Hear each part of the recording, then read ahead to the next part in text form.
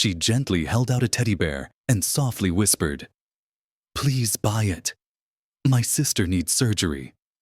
The Millionaire CEO never imagined that a 6-year-old girl would completely change the course of his life. Lucas Evans, a name that echoed in boardrooms across the nation, was one of the youngest and most accomplished CEOs in the field of medical technology. He stepped out of his sleek black vehicle and onto the sidewalk outside one of the city clinics sponsored by his company. His light blue custom-fit suit remained flawless, untouched by the warm summer air. His dark hair was neatly styled to perfection, but it was his cold, glassy blue eyes that revealed the burden of a life scheduled down to the minute. He wasn't there for emotion, only to review documents and sign off on the final approvals for a series of specialized surgical devices that were set to be installed before the quarter's end. It was meant to be just a 5-minute stop. As he walked toward the clinic entrance, reading messages on his phone, something caught his attention from the edge of his vision. 2 young girls sat quietly on a short stone bench just outside the hospital doors. They looked so alike. He instantly knew they had to be twins. They appeared to be about 6 years old, with soft brown hair braided neatly, pale pink dresses peeking from beneath light denim jackets, and eyes the same deep hazel. But it wasn't their appearance or their silence that made Lucas pause. It was the sorrow written across their faces. One of the girls sat in a wheelchair, her legs covered gently with a thin blanket. The other stood close beside her, clutching a large, worn-out teddy bear, a toy that looked like it had been hugged far too much to still be whole. Without realizing, Lucas began to slow down. Something within him stirred. Not pity, not simple curiosity, but an odd, unfamiliar sense of recognition, like stumbling past a memory that didn't yet exist. As he approached the entrance, the girl who was standing stepped forward, holding the teddy bear tightly to her chest. Her eyes held something he couldn't quite define. Perhaps desperation, or maybe a quiet, fearless determination, far too mature for her young age. She looked up at him and spoke in a soft but steady voice. "Will you buy my teddy bear? My sister needs surgery." For a moment, Lucas didn't respond. It wasn't the request that left him speechless. It was the way she said it. So calm, so matter-of-fact, as though selling the thing she cherished most in the world was not only sensible, but necessary. His gaze shifted to the girl in the wheelchair, who stared down at the ground, then back to the one who had spoken, now holding 5 wrinkled $1 bills in her other hand. Lucas felt something tighten in his chest. He had heard countless pitches throughout his career, but never one like this. No one had ever tried to sell him a teddy bear to save a life. He slowly crouched to her level, bringing himself eye to eye with her. "Why me?" he asked, unsure why that was the first thing that came out. The girl paused for a moment, then quietly replied, "You look like someone who has enough." Lucas couldn't answer right away. A strange pressure rose behind his eyes, and he quickly blinked it away.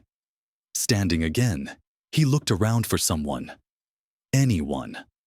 A staff member, a nurse, their mother. But no one was in sight. Just the 2 little girls, quietly waiting. "I want to help her," he finally said, his voice calm but firm. "You can keep your bear." The girl's eyes widened slightly. She didn't question him, didn't ask how or why. She simply gave a small nod, then turned back to her sister. "Come on, Hannah," she softly said. "He's coming with us." And just like that, Lucas Evans, the CEO, the investor, the strategist who planned his life down to the second and hadn't shed a tear in 10 years, walked into the hospital following 2 little girls, completely forgetting the meeting he had just missed. He had arrived for routine paperwork, but unknowingly stepped into something far greater. As Lucas trailed behind the 2 girls through the hospital's narrow corridors, there was something different about his footsteps. Slower, less controlled. The fluorescent lights above hummed quietly, casting a sterile stillness through the hallway. Around him, nurses moved swiftly, their voices hushed and concentrated. But he barely noticed, his focus fixed on the small wheelchair rolling steadily ahead. It was being pushed by the girl who had tried to sell him her teddy bear.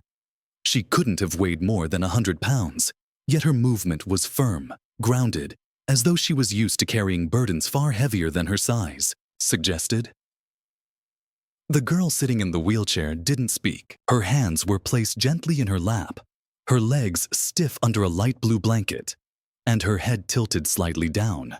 She didn't appear older in age, but in the quiet fatigue that seemed permanently etched into her features, her sister, Lucas still hadn't asked their names, kept glancing back to make sure he was still behind them. Her braids bounced with each step, and though she moved with intention, Lucas noticed the strain in her small shoulders. They came to a stop outside a room at the far end of the pediatric ward. The older one, or who Lucas assumed might be older, opened the door without pause and wheeled her sister inside. Lucas lingered for a moment, unsure of what exactly he was stepping into, before quietly following them. The room was simple and small, with a single hospital bed in the middle. A side table stood cluttered with empty juice boxes and scattered colored pencils. In the corner, a teddy bear missing an eye sat propped against the wall. A narrow window allowed a sliver of sunlight to pour in, casting faint yellow lines across the bed sheets. Beside the bed sat a woman in her early 30s, asleep with her head resting on one hand. Her body was slumped with exhaustion. The cheap scrubs and worn-out jacket she wore told Lucas everything without her saying a word. This was someone who had been running on fumes for far too long.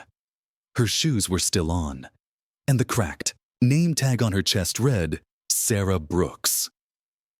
"That's our mom," the girl beside him said in a hushed voice. "She just got off her second job." Lucas didn't answer right away. Instead, he stood quietly, taking in the entire room. The girls, their exhausted mother, the air filled with stillness and struggle. Standing there in his expensive suit, he felt completely out of place. A man who could fly private jets now in a room that smelled of recycled air and antiseptic.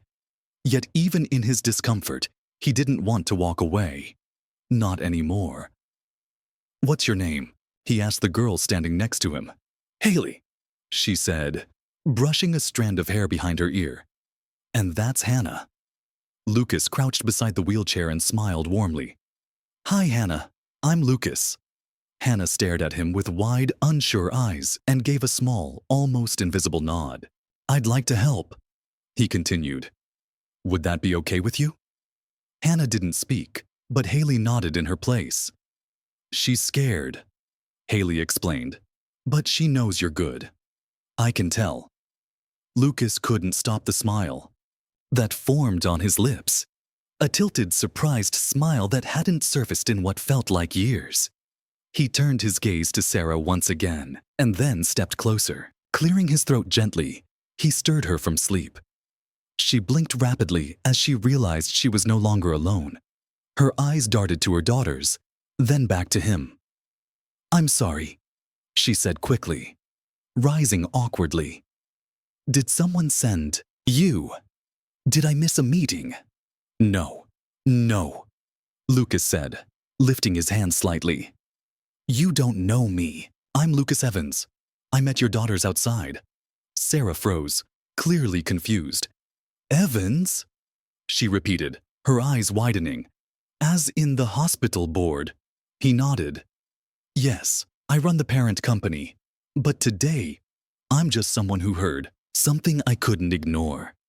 Sarah looked at her daughters, both of whom were watching her quietly, then turned back to Lucas. "What did they tell you?" Lucas paused. "Haley offered to sell me her teddy bear," he said, "to help pay for Hannah's surgery." Sarah slowly sank back into her chair, covering her face with one hand. Her voice cracked as she whispered, "She really did that." Lucas exhaled slowly. "Yes, and I want to help. I want to cover the entire cost of Hannah's treatment." The room froze. For a few long seconds, no one spoke or moved. Then Sarah's shoulders started to shake. At first, it seemed like laughter, but it wasn't. It was quiet sobbing, the kind that breaks through silence like glass. She wept silently, her hands still over her mouth, as if afraid to disturb the fragile stillness of disbelief that filled the room. "I've been trying for 2 years," she whispered, her voice strained. "Working nights, cleaning houses, delivering groceries. I never even got close."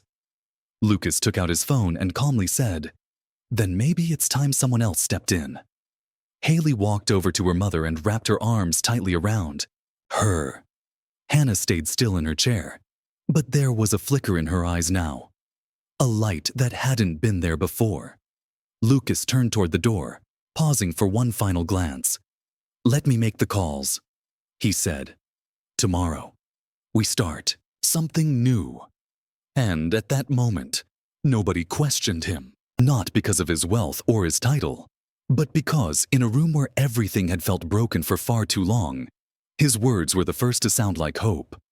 Lucas barely slept that night, even with a packed schedule of contracts and high-level calls.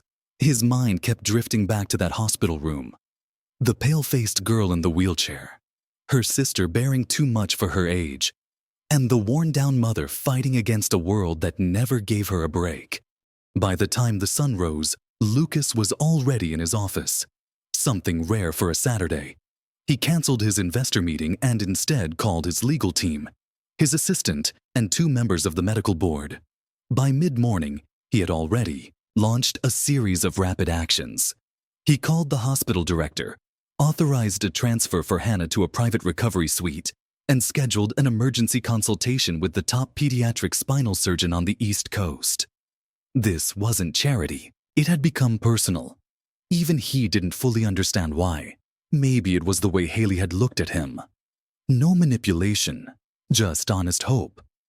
Or maybe it was Hannah, so tiny, wrapped in that blue blanket, yet carrying herself with a quiet kind of strength. By noon, Lucas returned to the hospital, this time not in a suit, but in a soft gray sweater and dark jeans. He looked more like a regular man than a CEO. In his hands was a paper bag. Inside were fresh sandwiches, apple juice boxes, and 2 little boxes of crayons. When he entered the room, Haley was by the window, drawing on scrap paper. Hannah lay resting, her eyes half open. Sarah was folding clothes, clearly startled by his return. "I hope it's all right I came back," Lucas said gently, holding up the bag. "I thought maybe you could use some lunch." Sarah blinked, unsure how to react. "You didn't have to." "I know," Lucas replied. "But I wanted to." They spent the next hour together. Lucas sat near Hannah's bed. Sarah sat across from him, and Haley eagerly shared her drawings. Hannah remained quiet, only speaking in small replies. But the way she looked at Lucas had changed. There was curiosity now. The fear was fading. At one point, when Lucas told a story about being stuck in an elevator as a child, she even smiled. Sarah kept watching him during the visit, her face still guarded, but little by little, it softened. She had spent so long carrying everything on her own that accepting help, real kindness, felt unfamiliar. But the way Lucas acted, never speaking down to her or the girls, made her want to believe he might be different, not just another rich man stopping by for a feel-good moment. After lunch, Lucas pulled out a folder. "I want to be honest about everything," he said. "Hannah's condition is serious, but it can be treated," Lucas said gently. "The surgeon I reached out to has agreed to take her case. I've already arranged her spot and mapped out the recovery plan. There will be no charges, no hidden terms. I'll cover everything myself." Sarah's voice trembled. "Why are you doing this?" she asked, her tone fragile. "Really?" Lucas looked at her for a long moment before responding. "Because no little girl should have to try and sell her teddy bear to save her sister's life. And because I have the means to help." That answer lingered in the air, delicate and heavy. Sarah gave a small, exhausted nod. She wasn't sure if she could fully trust this yet, but she didn't have the strength left to keep rejecting the only helping hand she'd seen in years. Before leaving, Lucas knelt beside Hannah's bed and softly said, "I'll be here the day of your surgery. You're not doing this alone anymore." And for the first time since they met, Hannah reached out and gently took his hand. She didn't speak, but Lucas could feel it. A subtle shift. The beginning of something deeper. Later that night, Lucas stood by the massive windows of his penthouse, overlooking the glowing city skyline. The lights below flickered like a sea of endless noise. But none of it mattered. He couldn't stop seeing her face, Haley, standing in front of him, offering a teddy bear like it was currency. That single moment had stirred something within him, whether he was ready to accept it or not. A quiet change had begun. The morning of the consultation arrived with a rare calm in the air. The kind of gentle peace that felt strangely out of place after everything the Brooks family had endured. 4. The first time in what felt like forever, Sarah wasn't running between jobs. She wasn't hurriedly packing lunches with shaky hands or counting coins for bus fare. She was simply sitting in a clean hospital lounge, her daughters beside her, not weighed down by fear, but holding on to a cautious kind of hope. Lucas showed up just minutes before the specialist. This time, he didn't look like someone guarding a $1 million portfolio. He looked like someone simply trying to show up as a person first. No tie. Sleeves rolled. A calm energy that made him feel more like a caring uncle than a business mogul. Haley ran up to him without hesitation, sketchbook in one hand, teddy bear in the other. She tugged at his arm excitedly. "I made you something," she said with pride, handing him a drawing. In it, the four of them stood in front of a cozy house with flowers in the windows. Lucas, Sarah, Haley, and Hannah. Lucas knelt beside her, smiling warmly. "This is beautiful," he said genuinely, folding the paper with care and slipping it into his jacket pocket as though it were more valuable than any stock certificate he'd ever owned. Hannah watched from her wheelchair, quiet. Lucas didn't pressure her. He simply met her gaze, nodded respectfully, and asked, "Ready, brave girl?" A few minutes later, Dr. Rosenthal entered and greeted everyone with kind professionalism. She reviewed Hannah's charts and MRI scans while Lucas and Sarah sat nearby. Sarah's hands gripped the armrest tightly, bracing herself for bad news. But instead, the doctor offered a steady nod. "It's operable," she said. "It won't be easy, but with proper post-surgery, care and physical therapy, she could walk, not just with support. Fully. It'll take time and dedication, but it's achievable." Sarah gasped, her eyes filling with tears, while Haley cheered with joy. Hannah remained still, her eyes wide with surprise. Lucas leaned forward, resting, his elbows on his knees. "What's our first step?" he asked. Dr. Rosenthal explained the plan. Additional imaging, pre-op physical therapy, and a tentative surgery date scheduled for 3 weeks later. Lucas agreed instantly to cover every part of the process.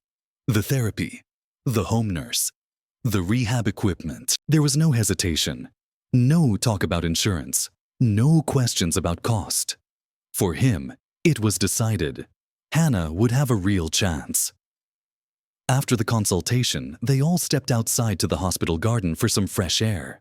Haley dashed between the flower beds, playing with her teddy bear. Hannah sat with her mother and Lucas under the shaded gazebo. "You know," Sarah said softly, "I've spent years praying for something like this, but I never imagined the answer would show up wearing designer shoes and knowing medical boards by name." Lucas chuckled gently. "Neither did I," he admitted. "I thought my life was exactly where it should be, until I heard your daughter speak." A pause followed. Long, gentle, and filled only with the sound of birds and Haley's laughter echoing through the garden. Then Sarah spoke again, even more quietly. "I don't even know how to thank you." Lucas looked at her.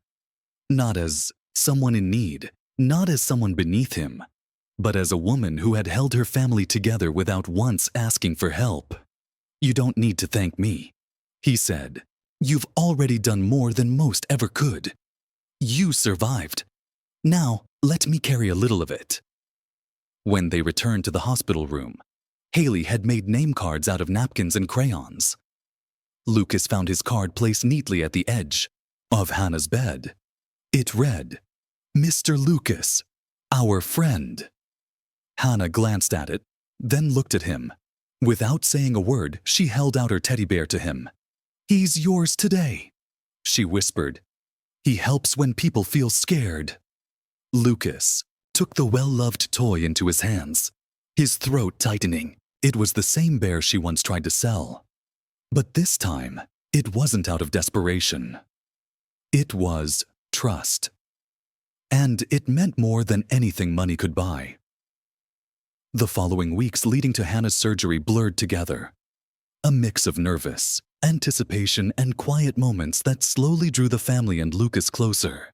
What had started as a spontaneous act of generosity was slowly becoming something much more meaningful, something even Lucas couldn't quite name. He visited the hospital nearly every day, not out of obligation but because he couldn't stay away. When he wasn't in meetings or finalizing contracts, he was at Hannah's side, reading stories, solving puzzles with Haley, or just sitting in calm, wordless company with Sarah. Sarah began to shift too. The dark circles under her eyes didn't vanish overnight, but they softened. She didn't look as hollow. Lucas noticed the way she laughed, more openly, how she stayed in the moment instead of rushing through it. They began to talk about their pasts, how Sarah once studied to become a teacher before life derailed her plans, how Lucas had lost his parents young and buried himself in work ever since. It wasn't romance. Not quite. But it was real. The honest sharing of scars. It was connection at its rawest. Haley had grown completely attached to Lucas by now. She called him our giant friend and insisted he help build pillow forts in the hospital room. Often, she would fall asleep mid-conversation, curled up in his lap, hugging the teddy bear. A small, silent bond they all now shared. Hannah, though quiet by nature, had started to respond more in his presence. She rarely smiled, but when she did, it felt like watching a forgotten flower bloom for the first time. One evening, just 4 days before the surgery, a thunderstorm swept through the city. Lucas arrived late, having walked the last block because traffic had come to a stop. Soaked from the rain, he stepped into the hospital room to find the power flickering and both girls bundled under blankets. Sarah sat by the window, staring out with a distant gaze. Lucas tapped on the doorframe lightly. "Didn't think I'd let a little rain stop me," he said, smiling wearily. Sarah gave a faint smile and motioned him in. Haley was half asleep, and Hannah lay silently, her eyes on the ceiling, fingers tracing the lines in her blanket. Lucas sat beside her and whispered, "Want to hear a secret?" Hannah nodded gently. He leaned closer. "I used to be scared of hospitals when I was little. They frightened me more than anything." She looked surprised. "You don't look scared," she whispered. Lucas tapped his chest. "That's because I keep the scared part in here, and the brave part out here." She giggled softly. The sound barely loud, but fully alive. As the storm deepened, Sarah lit a small battery-powered lantern. Together, they sat in its warm glow. Lucas sharing silly stories from his childhood, Sarah finally laughing without restraint, and the girls listening with eyes full of wonder. For once, they weren't thinking about the surgery, or the pain, or the years of struggle. They were just people, together, riding out a storm. Later that night, as Sarah tucked the girls into bed, Lucas stood and quietly made his way toward the door. Sarah followed him silently into the hallway. "You've already done more than enough," Sarah said in a quiet voice. "You've changed our lives. You don't have to keep coming back. Lucas met her eyes with a calm certainty. Even he was surprised by how steady his response felt. I know, he said, but I want to. This stopped being about responsibility. A long time ago, Sarah opened her mouth slightly as if to say something, but no words came. She simply nodded. For a brief moment, they stood together in silence. Something unspoken passed between them. It didn't have a name, but it was there. Lucas left the hospital that night with soaked shoes and a heart heavier with meaning. He knew the surgery would be a long road, and the days ahead would test them all. But something had quietly begun to grow in that softly lit room. A connection, a beginning, a quiet vow that this wasn't just about healing Hannah. It was about healing all of them. The morning of Hannah's surgery came with a quiet weight in the air, as if the entire world was holding still, waiting. Lucas arrived at the hospital before sunrise, earlier than anyone expected. He wore simple clothes and carried a small bag filled with snacks, coloring books, and a tiny ceramic elephant with its trunk raised, something his mother once told him brought protection. Inside the room, Sarah was already awake, pacing slowly, her hands tightly clasped. Haley sat on the edge of the bed beside Hannah, whispering playful things about the cake they'd eat when she recovered, or the puppy they'd get once they had a yard. Hannah listened silently, her eyes wide, more still than usual. Lucas didn't speak right away. He simply walked over, knelt by the bed, and offered her the little elephant. For good luck, he said softly. With trembling fingers, Hannah took it. She gave the slightest nod. Her fear was real. It settled over the room like mist. But so was the strength that came from those beside her. Lucas had stood in many hospital rooms before, funded them, opened them, signed checks, and cut ribbons. But nothing had ever felt like this. This wasn't charity. This was family. Unexpected, unplanned, but no less real. The surgical team arrived just after 8 o'clock. Dr. Rosenthal came in herself, composed yet warm. She once again went over the procedure, the spinal repair, how long it would take, what they could expect, the risks and outcomes. Sarah listened like her entire being depended on each word. Haley clutched her mother's hand tightly, trying her best to be brave, though tears shimmered on her lashes. When it came time to wheel Hannah to the operating room, Lucas surprised them all by asking if he could walk with her, just up to the doors. He added. Dr. Rosenthal agreed without question. As the bed rolled down the hallway, Lucas walked beside it, his hand gently resting close to hers. You've got this, he whispered. I'll be right here when you wake up. She didn't answer, but just before the OR doors closed, she whispered something only he could hear. Thank you for not giving up on us. Lucas stood outside the operating room beside Sarah and Haley, watching the doors swing shut. The hours that followed were painful. They sat in the family lounge, sipping cold coffee and trying to distract Haley with board games. But time moved like syrup, slow, heavy, and relentless. Lucas never left. He made only one brief call to his office to say he wouldn't be available for the entire day. He remained there with Sarah, sometimes in silence, sometimes asking about her childhood, or what Hannah had been like before the wheelchair. Gradually, their conversation grew more intimate. Sarah told him about her dreams, how she used to write poems when she couldn't sleep. She described motherhood as the most exhausting, yet beautifully chaotic experience of her life. Lucas, in turn, revealed pieces of himself he hadn't spoken aloud in years. How he had drowned himself in work not just to succeed, but to keep from ever being vulnerable again. Nearly 9 hours later, Dr. Rosenthal returned. She looked tired, but there was a faint smile on her face. It went well, she said. We achieved the alignment we hoped for. She's stable. She's going to recover. It'll take time and care, but she'll get there. Sarah broke down, collapsing into Lucas's arms without thinking. And for the first time, Lucas didn't feel like there was a wall between their two worlds. He wrapped his arms around her, letting her cry against his chest. And he knew, with absolute clarity, that this moment, more than any business deal or award, was the most important thing he had ever been part of. When they were finally allowed to see Hannah in recovery, she looked small and pale, her body surrounded by beeping machines, but she was breathing. Haley tiptoed up and kissed her sister's forehead. "You did it," she whispered. Lucas stayed near the back of the room, hesitant.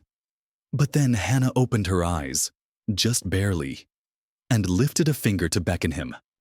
Forward. He stepped closer, unsure, until she gave him the tiniest smile and mouthed, "Thank you." That night, Lucas didn't return to his penthouse. He stayed in the hospital, sleeping in a stiff chair beside Sarah and Haley, who had curled together under a spare blanket. He didn't need a bed. He didn't need a hotel, or a driver, or any of the luxuries that once defined his worth. What he had now was something else, something real. He looked around at the quiet room, at the child who had fought so hard for a second chance, and the woman who had held her world together for years. And as Lucas closed his eyes, he realized something he hadn't dared admit before. He hadn't just helped save a little girl's life. That little girl, and her family, had already begun saving his. The days after Hannah's surgery moved slowly with gentle rhythm, as though life itself knew that healing couldn't be rushed. Her body was sore and fragile, but her spirit, her will, was steady. Lucas came to the hospital every morning, not as a guest, but as a constant. The nurses grew used to seeing him. Some offered quiet smiles or respectful nods, not because of who he was on paper, but because he stayed, because he waited, because he never once acted like this place was beneath him. Hannah's recovery was hard. She was often too tired to talk, sometimes in pain, sometimes upset that her body couldn't move how she wanted. But she never gave up. She pushed herself through the discomfort, let herself cry when it hurt, and always reached for the little ceramic elephant when she needed strength. Lucas saw it all, front row, and with every moment, he felt something unfamiliar but powerful: pride. Haley, as always, was the light in the room. She cheered after every therapy session, clapped wildly, and made silly medals out of candy wrappers. Lucas gifted her a scrapbook, and every day she added something new. A quote from Hannah, a doodle, a joke Lucas had told about a chicken trying to become a surgeon. The laughter helped. It smoothed the edges of the hard days. Sarah remained by Hannah's side constantly. She refused to leave unless Lucas was there, and in the moments they were alone, she and Lucas talked. Not just about doctors or appointments, but about real life. They shared childhood stories, old regrets, the strange paths their lives had taken. Lucas confessed how his life had always looked full, but felt painfully empty in the silence. Sarah admitted that some nights she used to lie awake, wondering if she'd failed her daughters. Even though she had done everything she could, that honesty became a quiet thread between them. Delicate, unspoken, but strong. They hadn't spoken the word love. Nothing romantic had been said aloud, but everything in the way they looked at each other, tired, grateful, hopeful, spoke of something growing. Then, one morning, Hannah asked to try walking. She had been practicing for days with her therapist. But now she wanted to try on her own, just a few steps. From the bed to the chair. The room went completely still. Hannah rose slowly. Her legs trembled, her face turned red from the effort, and the fear. Haley held her breath. Sarah gripped the bed frame. Lucas stood frozen, fists clenched, heart pounding. One step, then another, then two more. She made it to the chair and sat down gently, eyes brimming with tears.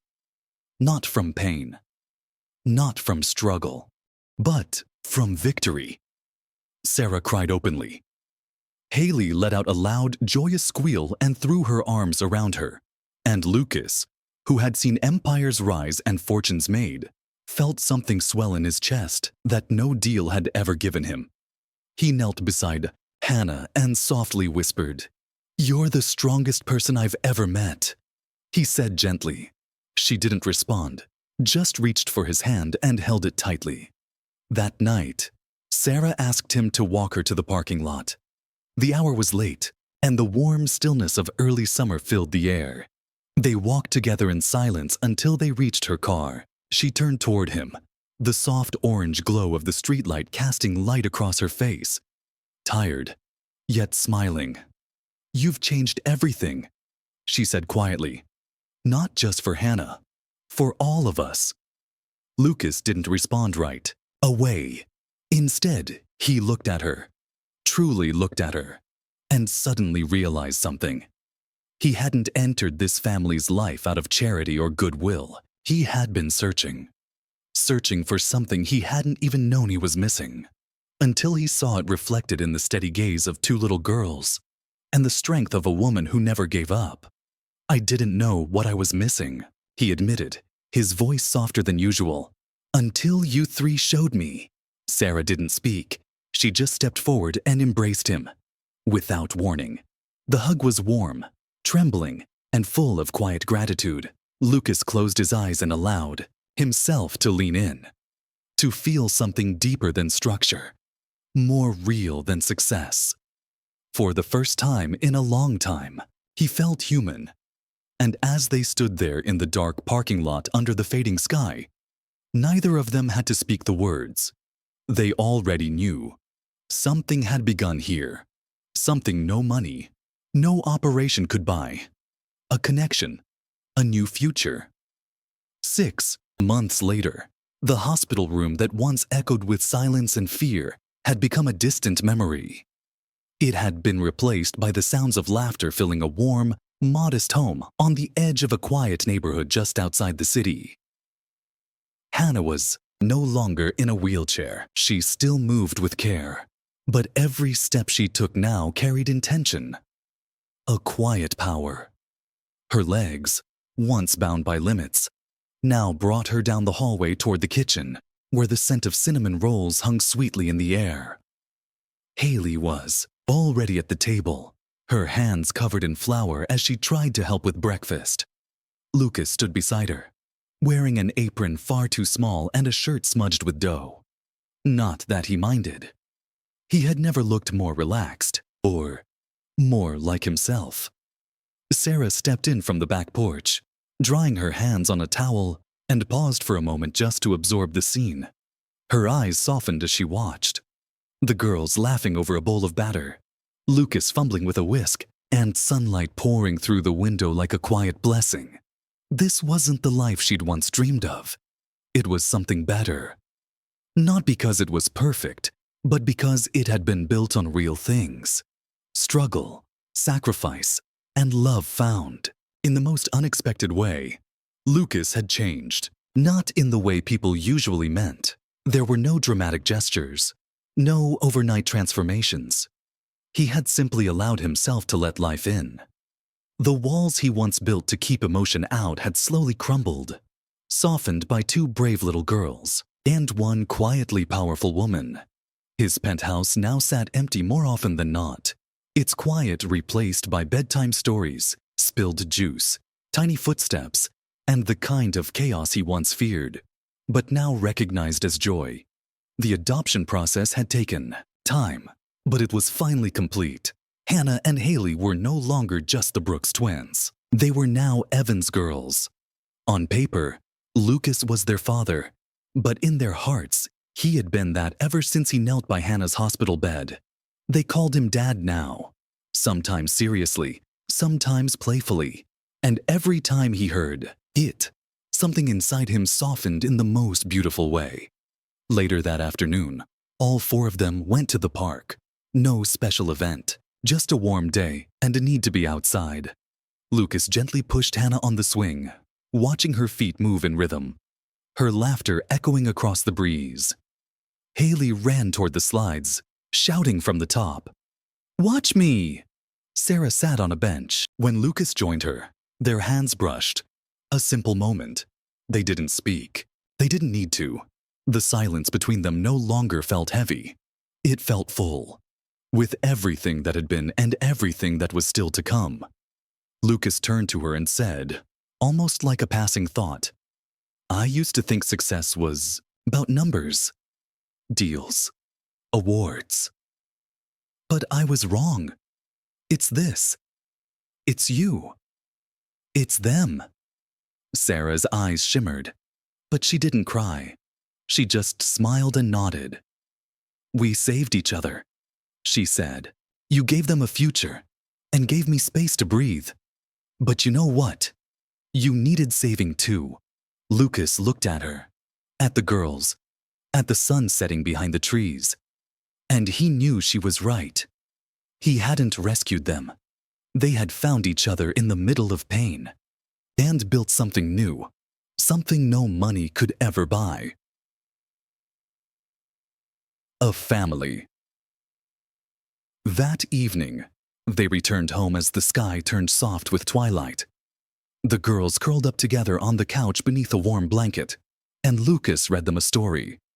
Sarah sat beside them, her hand resting gently on his knee, her head leaning against his shoulder. When the girls drifted to sleep, Lucas remained there, unmoving. He held on to that moment like it was sacred.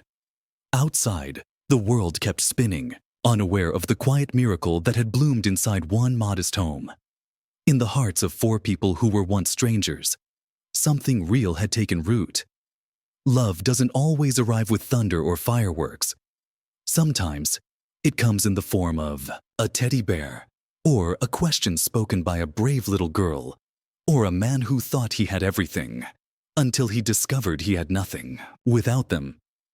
In my view, the ending of this story holds quiet strength and deep honesty.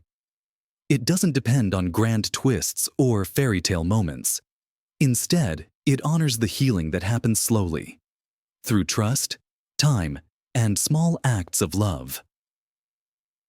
What makes this story beautiful is that it begins in uncertainty and pain, but it ends with the formation of a chosen family, one that wasn't built from blood or obligation, but through compassion, respect, and change. Lucas didn't rescue the girls and their mother in a one-sided act of generosity.